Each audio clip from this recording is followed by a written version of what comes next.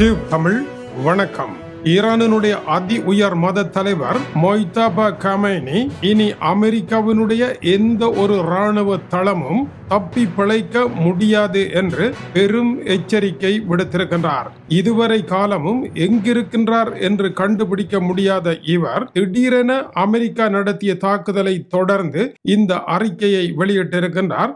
America பேச்சுவார்த்தை மேசையில் தங்களுடைய நாட்டு அணியை உட்கார வைத்து அதன் பின்னர் நயவஞ்சகமான முறையில் தாக்குதலை நடத்தி இருக்கின்றது என்றும் இதனால் அமெரிக்கா அனைத்து விதமான ஒப்பந்தங்களையும் அமைதி ஒப்பந்தங்களையும் முறித்தறிந்திருக்கின்றது என்றும் அவர் குற்றம் சுமத்தி இருக்கின்றார். மொய்தபா கமேனியினுடைய இந்த உரை வர ஈரானினுடைய ரெவல்யூஷன் கார்ட் படையின் வான்படை தாக்குதல் பிரிவினுடைய கமாண்டர் சையத் மஜித் முசாவி இனிமேல் இவர்களுடன் பேசுவது அவமானம், அது தோல்வியாக முடிந்துவிடும், அமெரிக்காவுடன் பேசுவதில் எந்த பயனும் இல்லை என்று கூறியிருக்கின்றார். கட்டாரில் பேச்சுக்கள் நடைபெற்றுக் கொண்டிருக்கும் பொழுது இந்த கருத்து வெளியாகி இருக்கின்றது. அதி உயர் மத தலைவரனுடைய கருத்தும் ரெவல்யூஷன் கார்ட் படைப்பிரிவினுடைய விமான படைப்பிரிவு கருத்தும் இப்படி வந்த பின்னர் கட்டாரில் பேச்சுக்களை நடத்தி கொண்டிருக்கின்ற ஈரானினுடைய ராஜதந்திர அணி முகமது பாகர் கலிபாவினுடைய தலைமையில் பேசிக் கொண்டிருக்கின்றார்கள். இவர்கள் அடுத்த கட்டமாக என்ன செய்வது என்ற கேள்வி எழுந்திருக்கின்றது. இதை மேற்கு நாடுகள் ஈரானினுடைய தலைமைக்கு உள்ளே பலவேறு கருத்துக்கள் இருப்பதாக பேசிக் கொள்ளுகின்றார்கள். ஆனால் இந்த பலவேறு கருத்துக்கள் தான் ஈரானினுடைய அரசியல் நாடகமாகவும் அமெரிக்காவை காலதாமதம் செய்து அதன் மூலமாக அணுகுண்டு உட்பட தங்களுடைய தேவைகளை நிறைவேற்றுவதற்கு அவர்கள் முயற்சி எடுக்கின்றார்கள் என்பது இன்னொரு சர்வதேச பார்வையாகவும் வெளிவந்திருக்கின்றது. கடந்த 12 மணி நேரங்களில் சூறாவளி காற்றாக சுழன்ற ஈரான் அமெரிக்கா மோதலினுடைய முக்கியமான செய்திகளின் தொகுப்பு. முதல் முக்கியமானது, ரெவல்யூஷன் கார்ட் படைப்பிரிவினுடைய வான்வழி பிரிவு தலைவர் சையத் மஜித் முசாவி திட்டவட்டமாக கூறியிருக்கின்றார். கட்டார் பேச்சுக்களை அவர் முற்றாக தூக்கி எறிந்திருக்கின்றார். இந்த எதிரியோடு பேசுவது அவமானகரமான தோல்வியாக முடியும், இனி இவர்களுடன் பேசுவதில் பயனில்லை என்று கூறியிருக்கின்றார். இராணுவ வான்படை பிரிவு அமெரிக்காவினுடைய தளங்கள் மீதும் அமெரிக்கா மீதும் முழுமையான தாக்குதலை நடத்துவதற்கு தயாராக இருப்பதாக அவர் குறிப்பிட்டிருக்கின்றார். அமெரிக்கா நேற்று இரவு நடைபெற்ற இரவு தாக்குதலில் ஈரானுடைய 2 படகுகள் கோர்முஸ் நீரிணை பகுதியில் கடல் கண்ணிவெடிகளை விதைத்துக் கொண்டிருந்த வேளை தங்களினால் மூழ்கடிக்கப்பட்டதாக அமெரிக்கா கூறியது. அதைத் தொடர்ந்து ஈரானுடைய தாக்குதல் பாரசீக குடா பக்கமாக நடைபெற தொடர்ந்து அமெரிக்கா ஈரானுடைய துறைமுகங்கள் மீது தாக்குதலை நடத்த போர் உச்சகட்டம் அடைந்திருந்தது. அமெரிக்காவினுடைய ஒரு விமானமும் ஆளில்லா விமானம் ஒன்றையும் ஈரான் சுட்டு வீழ்த்தியது. அதற்கு பின்னர் காலை நிலைமை கட்டுப்பாட்டிற்குள் வந்தாலும் கூட தொடர்ந்து ஆபத்தான நிலையும் பேச்சுவார்த்தைகள் ஏறத்தாழ முறிவடைந்த நிலையிலும் விவகாரம் இக்கட்டான ஒரு நிலையை நோக்கி நகர்வடைந்திருக்கின்றது.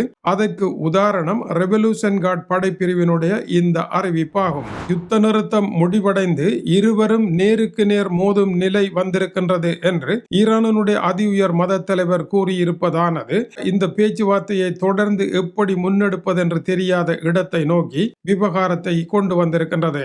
இனி எந்த இராணுவ தளமும் ஈரானின் ஏவுகணைக்கு தப்பாது என்று அதி உயர் மத தலைவர் கூறியிருப்பது கட்டார், அரபு எமிரேட்ஸ், ஈராக் போன்ற நாடுகளில் இருக்கும் அமெரிக்க தளங்களுக்கு புதிய ஆபத்தாக மாறியிருக்கின்றது. கட்டாரில் பேச்சுக்களில் ஈடுபட்ட முகமது பாகர் கலிபா குழுவினர் இனி என்ன செய்வது? அவர்கள் புறப்பட்டு வரலாமா? புறப்பட்டு வருவது கூட இன்றுள்ள நிலையில் பாதுகாப்பானது தானா என்ற கேள்வி இருக்கின்றது. இவர்களுடைய விமானம் பத்திரமாக ஈரான் வருவதே ஒரு நெருப்பாக இருக்கும் என்பது கவனிக்கத்தக்கது. மேலும் ஈரானினுடைய அதி உயர் மத தலைவர் இந்த நேரத்தை விட்டால் வேறு நேரம் வராது, இஸ்லாமிய நாடுகள் எல்லாம் ஓர் அணியில் இணைந்து பொது எதிரியை எதிர்க்க வேண்டும் என்று அனைத்து நாடுகளுக்கும் அவர் அறைகூவல் விடுத்திருக்கின்றார். ஆனால் இந்த ஒப்பந்தத்தை உருவாக்குவதற்கு காரணமாக இருந்த சீனாவும் ரஷ்யாவும் கடும் அழுத்தங்களை பிரயோகித்து வருகின்றன. ஒப்பந்தத்தை உடனடியாக இருதரப்பும் மதித்து நடக்க வேண்டும் என்று சீனா கடுமையான எச்சரிக்கை இருதரப்பிற்கும் விடுத்திருக்கிறது. கொடுத்திருக்கின்றது. பேச்சுக்களில் கூட பாரிய நெருக்கடி ஏற்பட்டது. பேச்சுக்களில் ஈடுபட்டிருந்த முகமது பாகர் கலிபா ஈரானுடைய பணம் $24 பில்லியன் அமெரிக்கா உட்பட பல நாடுகளில் முடக்கி வைக்கப்பட்டிருக்கின்றது. அதாவது 1.54 லட்சம் கோடி இந்திய ரூபாய்கள் அளவு. இந்த பணத்தை உடனடியாக தர வேண்டும். இதுதான் கட்டார் பேச்சுக்களினுடைய முள்ளந்தண்டு என்று அவர் விட்டு கொடுக்காமல் பிடிவாதமாகவே நின்றார். இதனால் எதுவும் செய்ய முடியாத ஒரு சூழ்நிலை ஏற்பட்டது. இதேவேளை ஈரானில் கடந்த 88 நாட்களாக இருந்த இணைய தடையானது, அதாவது 2093 மணி நேரங்கள் இணையம் இல்லாமலே அந்த நாட்டு மக்கள் வாழ்ந்திருக்கின்றார்கள், மறுபடியும் கணிசமான அளவு திறக்கப்பட்டிருக்கின்றது. ஈரானுடைய அதிபர் முகமது பெசஸ்கியானுடைய நடவடிக்கையால் இது மேற்கொள்ளப்பட்டிருப்பதாக தெரிவிக்கப்படுகின்றது. நள்ளிரவு தாக்குதல் குறித்து அமெரிக்காவினுடைய படைத்துறையாகிய பென்டகனுடைய விளக்கம் வந்திருக்கின்றது.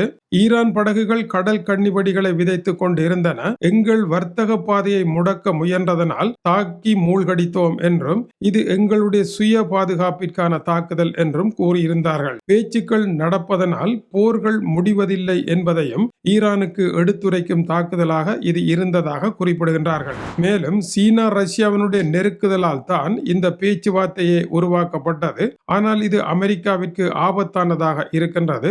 ஒன்று, அணுகுண்டை உருவாக்கக்கூடிய மூலப்பொருளாகிய யுரேனியம் தயார் நிலையில் ஈரானில் தான் இருக்கின்றது. அது ஈரானை விட்டு வெளியே கொண்டு செல்லப்படவில்லை. இரண்டாவது, இதை பயன்படுத்தி 60 நாள் யுத்த நிறுத்த காலத்தில் ஈரான் விரைவாக அணுகுண்டை உருவாக்கினால் அதை கட்டுப்படுத்த முடியாமல் போய்விடும். மூன்றாவது, இது அமெரிக்காவினால் ஜீரணிக்க முடியாத ஒரு விடயமாக இருப்பதே இந்த யுத்த நிறுத்தத்தில் அமெரிக்காவிற்கு தோல்வி என்று அமெரிக்க அரசியல்வாதிகள் கூச்சலிட தொடங்கி இருக்கின்றார்கள். அதேவேளை டொனால்ட் ட்ரம்ப் பயங்கரவாதத்திற்கு பணியவில்லை, ஈரானை அணுகுண்டு உருவாக்க விடமாட்டேன் என்பதை காட்டுவதற்கு இந்த தாக்குதலை நடத்தியது அமெரிக்க அரசியல்வாதிகளுக்கும் அமெரிக்க அரசியலில் தனது இருத்தலுக்குமாகத்தான். ஆனால் இதனால் மிகப்பெரிய பொறிக்கிடங்கில் அவர் மத்திய கிழக்கில் சிக்கப்பட்டு விட்டார் என்று கூறப்படுகிறது. இது குறித்து பிரபல ஊடகவியலாளர் கிறிஸ்டியன் மௌரிட்சனுடைய ஆய்வு வெளியாகி இருக்கின்றது. டொனால்ட் ட்ரம்ப் வரலாறு காணாத ராஜதந்திர பொறிக்குள் சிக்கப்பட்டு விட்டார் என்று அவர் குறிப்பிடுகின்றார். மத்திய கிழக்கில் இருக்கின்ற நாடுகள் எல்லாம் ஆபிரகாம் உடன்படிக்கையை ஏற்றுக்கொள்ள வேண்டும் என்று அவர் கூறியதே அவர் மத்திய கிழக்கில் பொறியில் சிக்கிவிட்டார் என்பதற்கான மிகச்சிறந்த அடையாளம் என்றும் சர்வதேச நிபுணர்கள் சுட்டிக்காட்டி இருக்கும் வேளையில் இவர் கருத்தும் வந்திருக்கின்றது. முதலாவது, அமெரிக்காவினுடைய முன்னாள் வெளியுறவுத்துறை அமைச்சர் மைக் பாம்பியோ 2015ஆம் ஆண்டு ஒபாமா செய்த ஒப்பந்தம் ஈரானுடன் செய்து கொண்ட பொழுது அதிலிருந்த அமெரிக்காவிற்கு காணப்பட்ட அனுகூலங்கள் எதுவும் இதில் இல்லை, இது அதைவிட பலவீனமான ஒரு ஒப்பந்தமாக இருக்கின்றது என்று குறிப்பிட்டு ஈரானுடைய அதிகாரம் கூடிவிட்டது என்று கூறியதனால் அமெரிக்காவினுடைய வெள்ளை மாளிகையில் ஒரு புயலே வீசியது. அமெரிக்காவினுடைய வெள்ளை மாளிகையினுடைய தகவல் தொடர்பு இயக்குனர் ஸ்டீவன் ஷியுங் மைக் பாம்பியோவை மிக மோசமாக திட்டுகின்ற அளவிற்கு வெள்ளை மாளிகைக்குள் ஒரு புயலே வீசியது நேற்றிரவு. டொனால்ட் ட்ரம்பிடம் 2 பெரிய பிழைகள் இருந்ததாக அவர் கூறுகின்றார். ஒன்று, இந்த போரானது பேச்சுவார்த்தைக்கு வருகின்ற பொழுது டொனால்ட் ட்ரம்ப் தோல்வி அடைந்து விடுகின்றார். ஏனென்றால் அவருடைய பேச்சுவார்த்தை குழுவில் இருக்கின்ற ஸ்டீவ் விட்ஸ்கோவ் மற்றும் அவருடைய மருமகன் எரால் குஷ்னர் இருவரும் கத்துக்குட்டிகள், அமைச்சூர்த்தனமான குழுவினர். இவர்களுக்கு சர்வதேச ராஜதந்திரம் என்றால் என்னவென்றே தெரியாது. இவர்கள் பேச வந்தவுடன் எல்லாமே தோற்று போய் விடுகின்றது. இவர்களை மாற்ற முடியாத நிலையில் டொனால்ட் ட்ரம்ப் இருக்கின்றார். இரண்டாவது, ஈரானியர்கள் பேச்சுவார்த்தையில் மகா கெட்டிக்காரர்கள், உலக புகழ் பெற்றவர்கள். சிறு சிறு தவறுகளை சுட்டிக்காட்டி காலத்தை இழுத்தடிப்பதில் அவர்கள் மகா மேதைகளாக இருக்கின்றார்கள். காலத்தை இழுத்தடித்துக் கொண்டே தங்களுடைய காரியத்தையும் முடித்துவிட பார்க்கின்றார்கள். 2015 இருந்து இன்று வரை அவர்கள் இழுத்து வந்திருக்கின்றார்கள், 2026 வரை. எனவே இது அவர்களுடைய ராஜதந்திர திறமை என்றும் சுட்டி காட்டுகின்றார். டொனால்ட் ட்ரம்ப் ஆபிரகாம் ஒப்பந்தம் என்று பேசியதெல்லாம் அவரால் இயலாமல் போன நிலைதான். சவுதி மன்னர் குடும்பத்தினர் மெக்கா மதீனாவை வைத்து இஸ்லாத்தின் காவலர்களாக இருப்பதாக தங்களை கருதுகின்றார்கள். இஸ்லாமிய உலகத்திற்கு தலைமை தாங்குவதாக நினைக்கின்றார்கள். அத்தகைய ஒரு நாடு இஸ்ரேலுடன் நட்பாக இருக்க விரும்பினாலும் கூட இப்பொழுது அதற்கு இணங்காது. ஏனென்றால் பாலஸ்தீனம் காசா பிரச்சனை இன்னமும் தீர்த்து வைக்காத நிலையில் சவுதி ஆப்ரஹாம் ஒப்பந்தத்தை ஏற்றுக்கொண்டு இஸ்ரேலுக்கு ஆதரவாக ஒரு காலமும் செல்லாது. எனவே நடக்க முடியாத விடயங்களை எல்லாம் நடப்பது போல பேசுவதன் மூலமாக மத்திய கிழக்கு பொறைக்குள் அவருக்கு என்ன செய்வதென்று தெரியாத ஒரு திணறல் நிலை ஏற்பட்டிருக்கின்றது. ஆனால் ஈரானிய அணியும் தங்களுக்குள் முரண்பாடு இருப்பது போன்ற ஒரு நாடகத்தை உருவாக்கி தங்களுக்கு வாய்ப்பான ஒரு சூழ்நிலையை ஏற்படுத்துவதில் அமெரிக்கா எப்படியான நாடக பிரதிகளை எழுதி தன்னுடைய அரசியல்வாதிகளை வைத்து நாடகங்களை ஆட வைத்து வேலைகளை செய்கின்றதோ அதுபோல நாடகங்களை ஆட வைத்து ஈரானும் வேலை செய்கின்ற பொழுது பொம்மலாட்டமும் ஒன்றாக நடைபெறுகின்ற பொழுது அது இரண்டுமே குளறுபடியாக போய்விடுவதுதான் இந்த தாக்குதலின் அடையாளமாகவும் இருக்கின்றது. தொடர்ந்து இணைந்திருங்கள், மேலும் சூடான செய்திகள் வந்திருக்கின்றன. இது தமிழனுடைய உலக செய்திகளுக்காக டென்மார்க்கில் இருந்து கீசே துறை. வணக்கம் உறவுகளே.